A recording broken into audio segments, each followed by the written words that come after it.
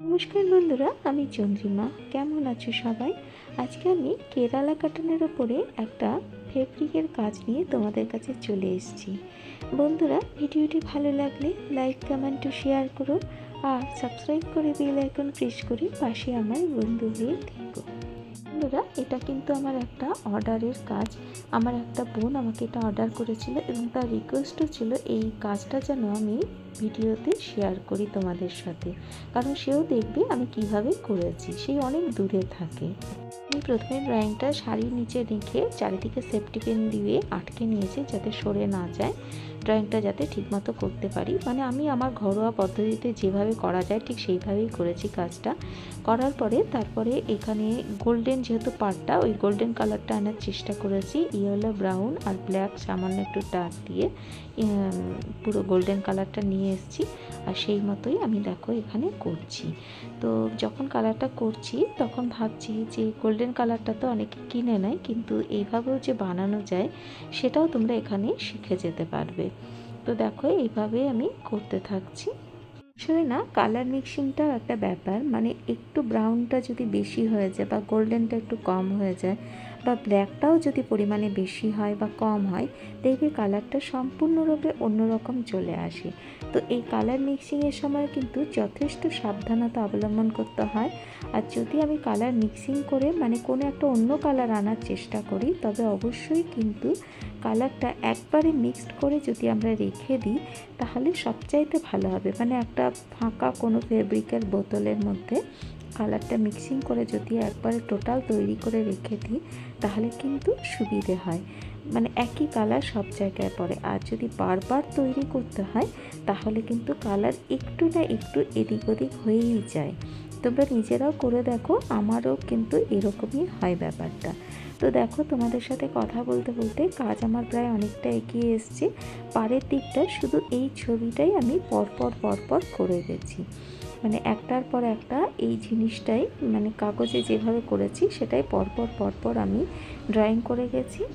আর পাড়টা এইভাবেই পুরোটা টোটালটা হয়ে এসছে। আর যদি অন্য কিছু দেওয়ার থাকে সেটা পরে ভাববো। আর দেখো এইভাবে আমি কিন্তু আঁচলে চলে গেছি। পার্টটা আমার পুরো কমপ্লিট হয়ে গেছে। আর ওই বোনের ইচ্ছে ছিল জানো তো, একটু গ্রাম্য দৃশ্য আর একটু নারী কেন্দ্রিক কিছু করা। তো সেই জন্য আমি ওই পাড়ের জায়গাটা পুরোটাই ওই মেয়ের ছবিটা এঁকেছি। আর সে গালে হাত দিয়ে যেন কিছু ভাবছে, ভাবুক প্রকৃতির। আর আঁচলটা আমি একটা গ্রাম্য দৃশ্য দেওয়ার চেষ্টা করেছি।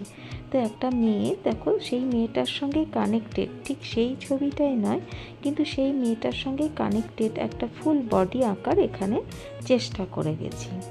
আসলে কি বলতো, কাস্টমার যদি কিছু না বলে যে ঠিক আছে তোমার ইচ্ছে মতো করো, তাহলে নিজের ইচ্ছে মতো নিজের ভাবনাটা তুলে ধরা যায়।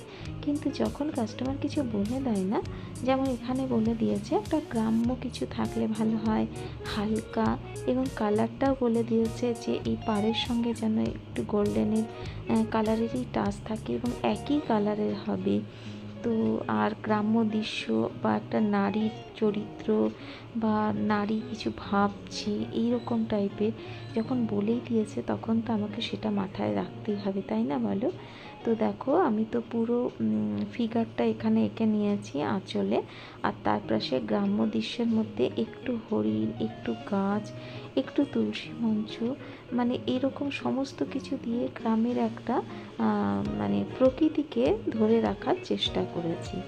কালারটা কিন্তু একই রেখেছি সমস্ত জায়গায়। আর ওই যে বললাম তোমাদেরকে যে কালারটা আমি একবারে মিক্সড করে রেখে দিয়েছি, তার জন্য কালারে কখনো হেরফের হয়নি। মানে কোথাও একটু ডিপ, কোথাও একটু হালকা, এই জিনিসটা হয়নি। এই জন্য ফেব্রিকের যদি কোনো ফাঁকা বোতল থাকে না, তোমরা কিন্তু সহজেই সেগুলো ফেলে দিও না, রেখে দিও।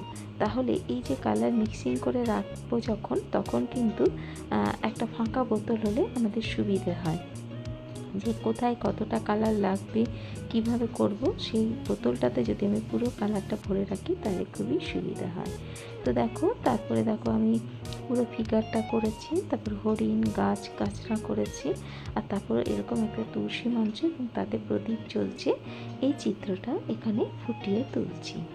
তো তো তোমাদের একটা কথা বলি, যখন কিন্তু নিজেরা করবে তখন কিন্তু একটা ভেবে চিন্তে কিছু করার চেষ্টা করো, আর যখন কাস্টমার কিছু তোমাকে বলে দেয় তখন সেই জিনিসটাই যাতে ফুটে ওঠে সেটা কিন্তু তোমরা চেষ্টা করবে, কারণ তোমাদের কাছেও ভবিষ্যতে এরকম ধরনের অনেক কাজ আসবে। তো সেটা আশা করি তোমরা এইভাবেই করার চেষ্টা করবে।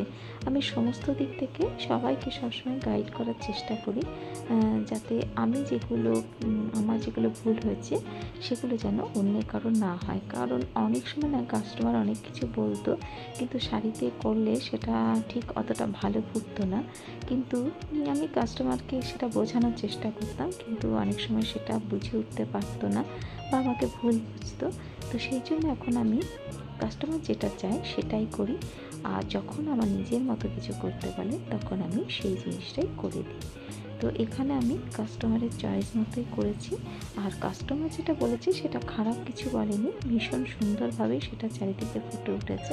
আর দেখো এখানে তুলির যে টানগুলো দিচ্ছি এগুলো ভীষণই মানে ইউনিক একটা জিনিস, জাস্ট ফ্ল্যাট তুলি দিয়ে জাস্ট একটু টেনে টেনে দিচ্ছি, আর হালকা করে কালারটা নিয়েছি, ডিপ করে কালারটা নিইনি এখানে।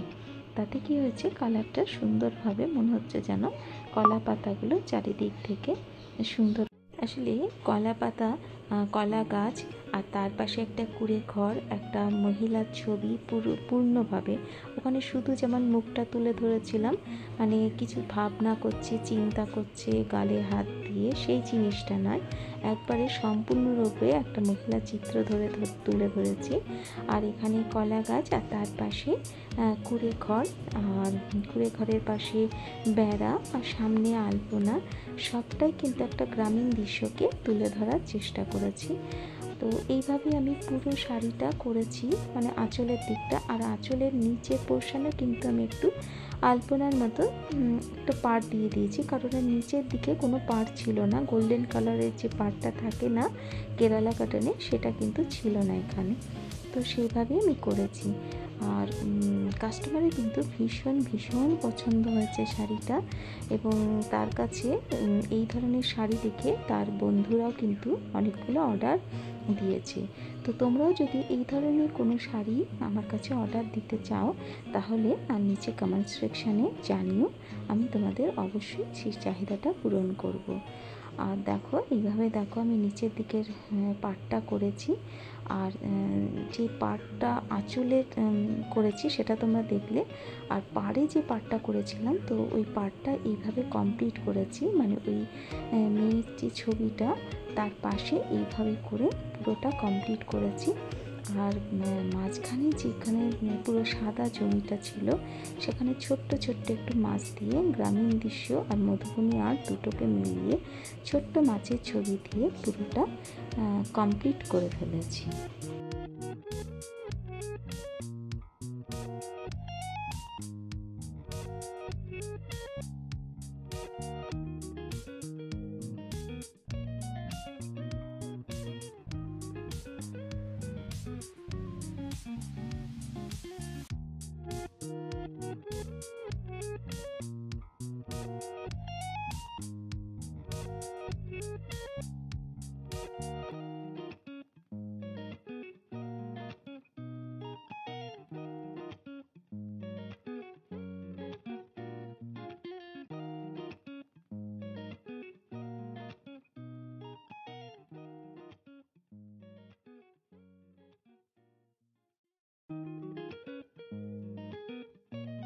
বন্ধুরা শাড়িটা কেমন লাগলো জানিও, ভালো লাগলে লাইক কমেন্ট শেয়ার করে পাশে থেকো, টাটা।